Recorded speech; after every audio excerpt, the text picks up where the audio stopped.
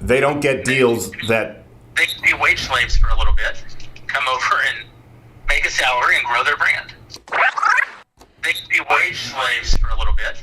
They can be wage slaves for a little bit. All right. Ding, ding.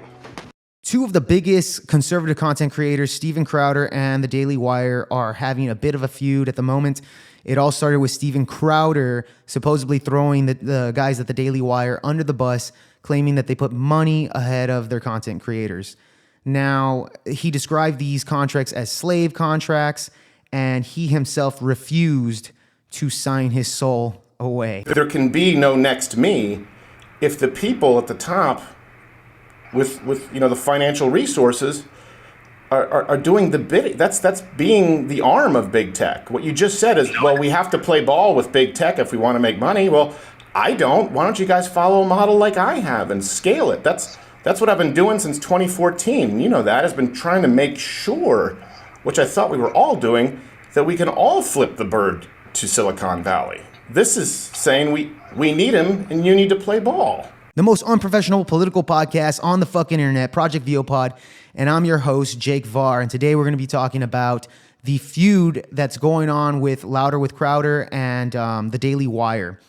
And here's the thing, I don't have a dog in this fight. I like The Daily Wire, I like Steven Crowder, and the thing is, I can see that there's flaws on both sides, but before we get through, we need to talk about what was in that contract leading into the other things right now. We're going to dive into it. Please like, subscribe, and you're not going to want to miss it.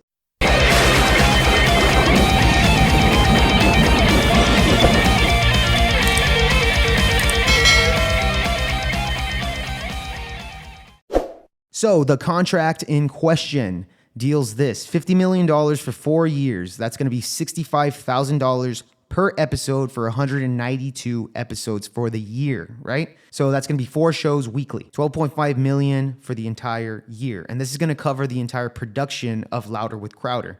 So this includes Crowder to pay out all of his employees to produce the show. So if you think about it, I would say, okay, I think maybe 2 of his co-hosts could probably earn about 7 figures for the year, because Crowder's the one in charge of paying them. Everybody else after that to produce the entire show is probably going to be making 6 figures.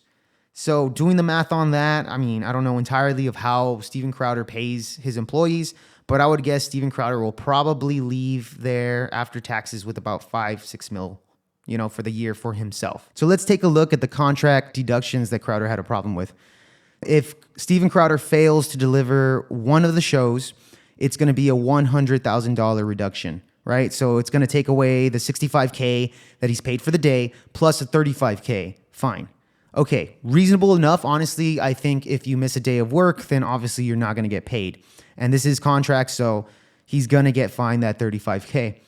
So other losses of revenue includes like ads and content strikes and bans. And as you guys know, Steven Crowder is no stranger to getting banned, but all of these reductions have a restore period of 3 months, right? So ad drops, for example, if he loses 50% of his ads, he's got 90 days to replace, or else there's going to be a 25 fee in play.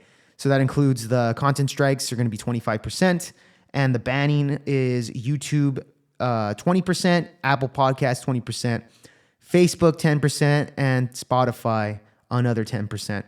And check out what Jeremy Boring had to say about that. Reduction. Now, Steven, when I spoke to him, he was very upset. He said, I've already been demonetized on YouTube. That's the kind of thing in a negotiation. You scratch through that with your red pen and you say, Steven's already been demonetized from YouTube, so we can't start the deal at minus 25. You have to already have anticipated that. And that would have been fine. That's just a very common. But if he were making a significant portion of his revenue on YouTube and he lost that revenue, it's not punishing him to say you will make less.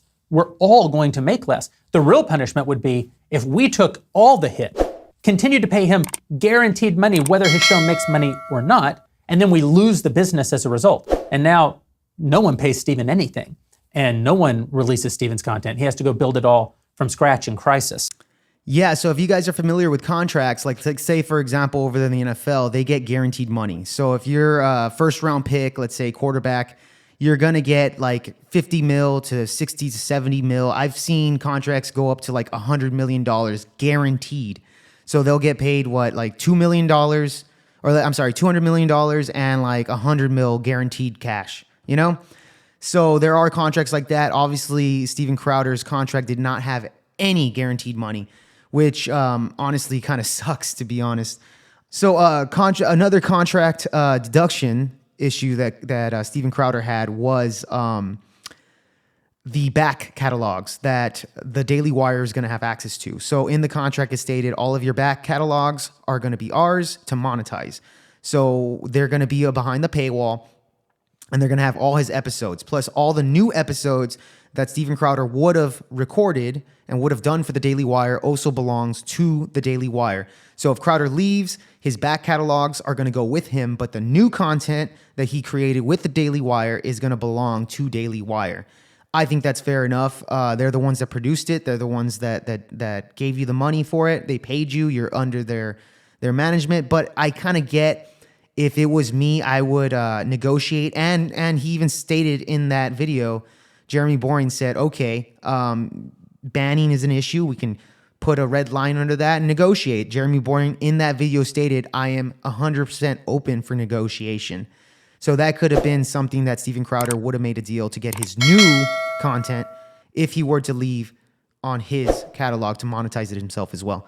So there could have been a lot of options there, but obviously that all fell through. In this video right here that I'm about to show you, they talk about the slave wage thing. So check this out right here. Bench talent, young talent, they don't get deals like this. So they don't get deals that... They can be wage slaves for a little bit, come over and make a salary and grow their brand. that you then own. Well, I own parts of it. I don't own it. They can, when their contract's up, they can still go out and they'll still be famous. They can keep doing their shows, so go do a show somewhere else. They'll be in a far, far, far better place. You helped make them. No, not long as this contract. This contract owns it in perpetuity even after the contract. You're paying a lease but getting ownership. That's what this contract reads. On the content that we paid to produce, yes. So as you can see, that is a recorded video of Steven Crowder recording Jeremy Boring without him knowing. And there, Jeremy Boring basically says, yeah, you're going to live under like a slave wager. And all of your content's going to be owned by us, especially if you're a young, talented kid, up-and-comer, or whatever it is, whatever the case is. But what you get out of it is going to be so much more. You're going to be so far ahead of the game than you were before getting there. And one person that comes to mind is Brett Cooper. If you see her podcast, it's not a dorm room at a college, university that she's speaking at. No, it's in the Daily Wire studios, okay? She's using the cameras that belong to them, the producers, the editors, the people in charge, the ones that write her script that I'm sure she reads off of. All of that is Daily Wire, okay? So therefore, her content belongs to the Daily Wire. And honestly, I didn't even know who this girl was before she even got hired. She went from 0 subscribers to 500,000 over fucking night. So not only do you get the production of the Daily Wire, you also get the fan base of the Daily Wire as well. Automatic fan base on YouTube right there. So she didn't have to actually organically create a base there. It was just basically given to her, and she's generically created by the Daily Wire. Now, if she were to get fired, or if she were to leave, or whatever the case may be, guess what? She got a lot of clout. That's what Jeremy was saying. She's got a lot of clout, so therefore she's already better off than what she was before, so therefore she can go and get a job somewhere else. Plain and simple, I don't see the issue with that. It's going to help up-and-comers more than calling it a slave contract that Steven Crowder is initially calling it that. If Steven Crowder would have took the deal with the Daily Wire, his content must change. There's no doubt about it. Again, with the banning of Steven Crowder constantly, you guys remember the Vox Apocalypse, right? The Lispy Queer. And then that shit got him completely banned, right? And then, what do you call it? Oh, he got banned off of YouTube when he had Carrie Lake on the show. And Carrie Lake was talking about the voter integrity, and the fraud stuff that was going on over there in her state. Guess what? Boom, banned. They even got banned by quoting the CDC, like their own statistics, to use that against their argument to not, vaccinate children, you know? And that happened and they got banned by YouTube. So, you know, the list goes on about that. I think you guys get the point. Crowder's very vulnerable to that. Now, one thing that I've noticed, the Daily Wire tends to not really take too much risk in like being so aggressive with their takes. They're not super blunt because at the end of the day, I get it. They are a business. They don't want to get demonetized. They don't want to get banned by YouTube or any other big techs out there. And so I kind of get where Crowder's coming from when he says that they're in bed with, you know, these Mark Zuckerberg and YouTube and Twitter, etc., dude. But here's the thing. So you might be asking yourself, just how concerned are they with making sure that they don't get boycotted and they don't lose out on money? Well, shout out to Mark Dice for this one, for keeping a hot mic take on Ben Shapiro. Check this out. And speaking of Ben Shapiro, remember when he was caught on a hot mic telling his producer to cut out part of a live stream before the archive went up where he called pansexuals weird because he was worried that that would be problematic for the advertisers? So, we are indeed done here today. I have an appointment I got to get to. Thank you guys. It's great to see you, and I will see you here next time. One thing on that episode, I said pansexualism is weird. Can we just cut that? I can ask. That'd be great. Before it's reposted? Yeah. Yeah, we could, It's like a 10-second bit. It's about halfway through. It's just I'm pansexual. I'm like, that's kind of weird. Like, you like everything? Like, Yeah, you know, just like. you want to get rid of that. Yeah, it's just like, it's nothing, but So don't when make it you something. when you I mean, it is finish, weird that you are attracted to every single thing. Yeah. Wait, when no you finish- taste at all. I thought that was a funny bit. It is a funny bit, but that's why I'll get boycotted.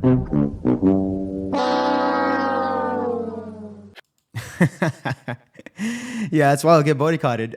So another fun fact that I got from Mark Dice is that Ben Shapiro is actually has paid about $7 million to Zuckerberg over there at Facebook to put him on the algorithm of the talking heads over there, that the conservative talking heads, and which is why he's apparently one of or the most popular right-wing talking head on Facebook. So interesting thing, and I think this is what Steven Crowder was alluding to when he said that there's a lot of big cons out there that are in bed with big tech. Easy to see that a lot of people were able to guess the Daily Wire because, I mean, no, we're not stupid, man. It's an easy guess right there. When Crowder first started initially talking about it, there was a whole lot of people that guessed it was the Daily Wire, more than likely. And another thing that I found interesting is that Elijah Schaffer, Nick Fuentes, and many other people that kind of got their foot in the door with some of these right-wing big cons, I guess you could say, like PragerU and the Daily Wire and Turning Point USA, is one thing that they all say is that you cannot talk anything negative about Israel, you know? This is a big reason why when Kanye was saying, the Jews run Hollywood and the Jews run, all these things here on the world, guess what? He got totally banned. Even on Twitter, he got banned completely for speaking his mind. And, I don't agree with everything the guy says, but at the same time, I respect his right to say it. I don't think he should have gotten banned at all. That's just my opinion. But yeah, he totally fucking said that, and this isn't the first time that I've heard that from other people that had their foot in that door. So I think this is the stuff that Steven Crowder was alluding to, is that you can't say everything that you want to say, or else there is limitations on it. So those are the issues that I had with the Daily Wire, but again, Steven Crowder is also not perfect in this scenario. And one thing that I didn't like is that Steven Crowder did fail to mention in any of his videos that he did do a counter offer contract for the Daily Wire, that he wanted $30 million per year. And the Daily Wire completely rejected it, right? So 30 mil, of course, that's a big jump right there. That's $30 million for, let's say, for 4 years. It's going to be 120 mil at the end of the 4 years. For 192 episodes, it's going to be $156,000 per episode. So here's the thing. Crowder clearly believes that he's worth more than the offer that they gave him, the $12 million a year. If you know Rush Limbaugh, he got, I think, the biggest contract as a radio host like that we've ever seen in history, which was $400 million. Big contract on him, but of course, Steven Crowder is no Rush Limbaugh. So that's the biggest one that we've seen so far. And Crowder does clearly believe that Louder with Crowder, the show, is worth more than that 12.5. So, and let's talk about the numbers here, because honestly, I do believe that the Louder with Crowder is worth more than that contract. I do believe that 100%. So here's the thing.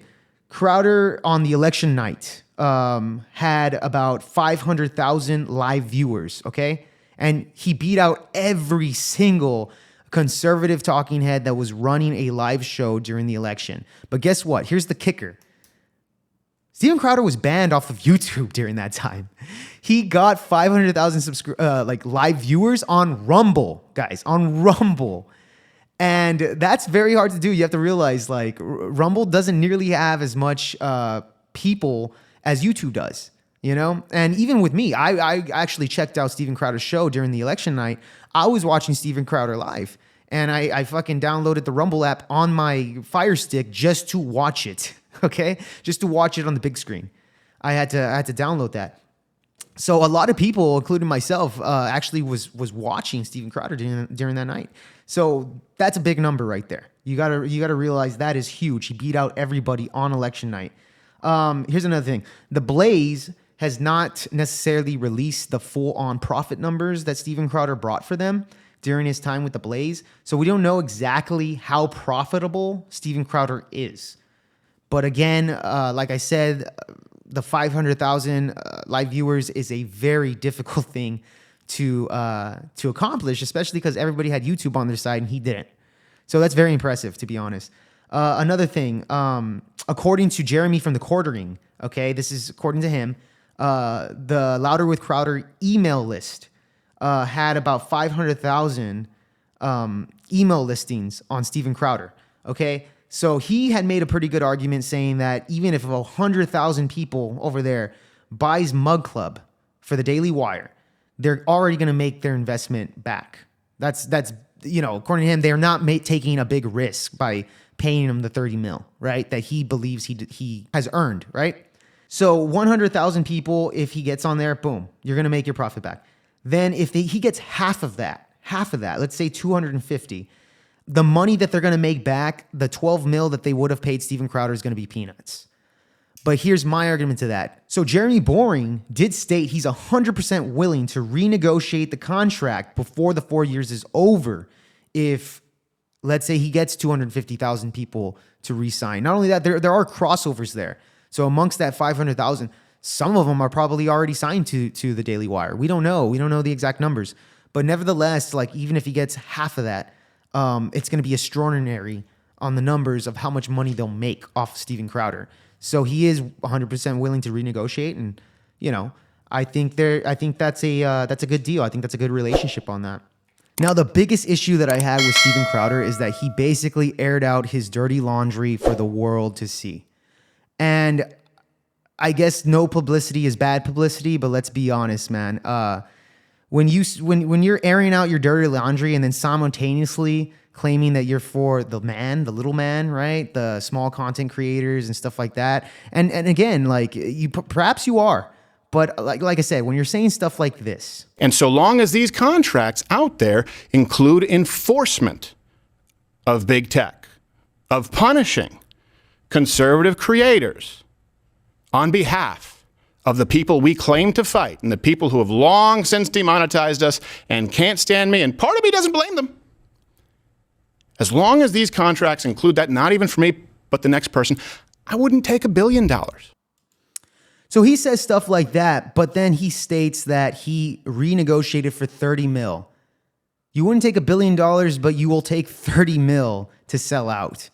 So that's kind of the issue that I have there. It's kind of like, what, like, you claim that you won't take $1 billion, but then you're doing that.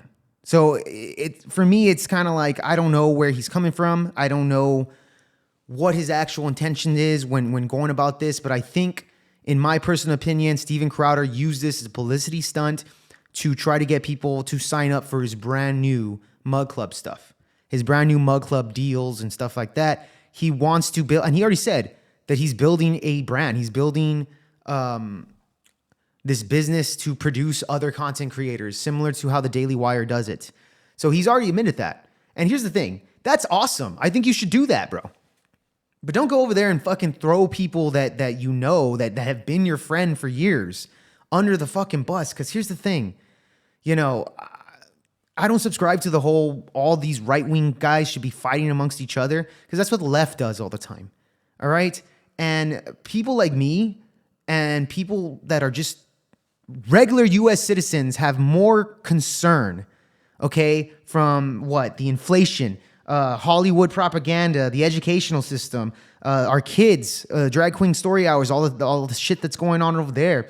So all these things are already stuff to worry about, and now you're trying to divide the people that want to fight against this leftist ideology and follow people like the leaders, such as the ones at the Daily Wire. Yes, you guys ain't fucking perfect. Steven Crowder's not perfect. Daily Wire ain't perfect. I don't think there's any content creator out there that I would say is a perfect person or a perfect description of how we should go about, go about politics, going about voting, going about policies, etc. Like, I don't think there is any content creator that is there for that. So I get you there, but I don't know. I don't like how Steven Crowder went about it. You know, that's just my opinion. But again, I don't have a dog in this fight. Let's just all fucking get along and let's fucking fight the real issues over here. And a lot of the ones that are out there, come on, guys. Come on. It's not hard to go about it. But anyways, so like, subscribe, and comment down below your thoughts. Tell me, how are you going about things? Do you like the Daily Wire? Have you already seen what Candace Owens has to say and Ben Shapiro? Let's have all those conversations down in the comments below, and I think it's important. And I'll see you on the next one. Peace.